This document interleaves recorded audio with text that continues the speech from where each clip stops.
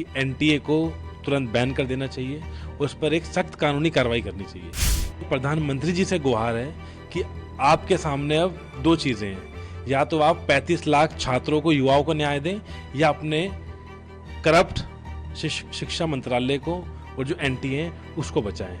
ऐसा क्या उनकी मजबूरी है कि वो एनटीए को बचाने का काम कर रहे हैं? जो एनटीए, जो शिक्षा मंत्रालय एक पेपर ढंग से नहीं करा सकता तो उसकी क्रेडिबिलिटी में इतना बड़ा सवाल खड़ा होता है। यूजी रिजल्ट का विवाद अभी ठंडा नहीं हुआ कि शिक्षा मंत्रालय ने बुधवार को यूजीसी नेट को रद्द करने का ऐलान कर दिया। मामले की जांच सीबीआई को सौंपी गई है। यूजीसी नेट अब नए सिरे से आयोजित कराया जाएगा। शिक्षा मंत्रालय ने ये फैसला गृह मंत्रालय से परीक्षा में धांधली के इनपुट मिलने के बाद लिया है। हालांकि इसको लेकर छात्रों में रोष है। इस बीच एनएसयूआई के अध्यक्ष वरुण चौधरी ने क्या कुछ कहा, सुनिए। 24 लाख छात्र आप देखेंगे कितने दिनों से इस तड़पती धूप में, आप देखेंगे गर्मी में अपनी गुहार लगा रहा है। साथ में एनएसयूआई के साथी भी गुहार लगा रहे थे न्याय की।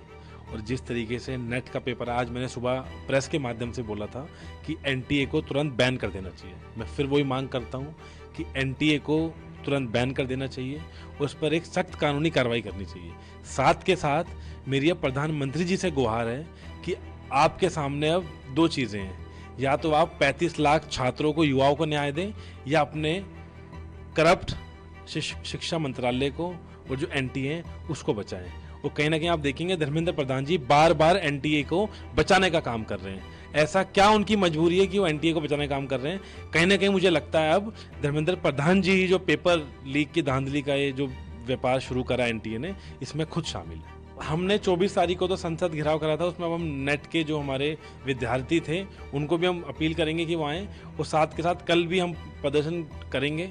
21 तारीख को देश भर की जो यूनिवर्सिटीज़ हैं, हमारी जो कैंपसेज हैं पूरे देश में, लगभग हमने 300 कैंपसेज करें आइडेंटिफाई, उन 300 कैंपसेज में प्रोटेस्ट होगा।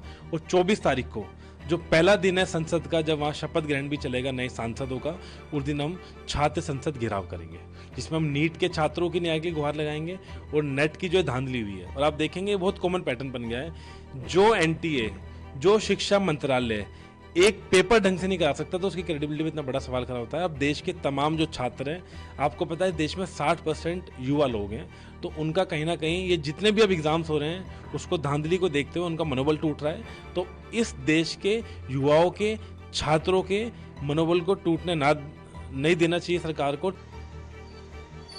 इससे पहले नीट यूजी एग्जाम रिजल्ट में धांधली को लेकर विवाद शुरू हुआ था, जो अभी तक खत्म नहीं हुआ है। छात्र एनटीए यानी नेशनल टेस्टिंग एजेंसी पर लगातार सवाल खड़े कर रहे हैं और सख्त कार्रवाई की मांग कर रहे हैं।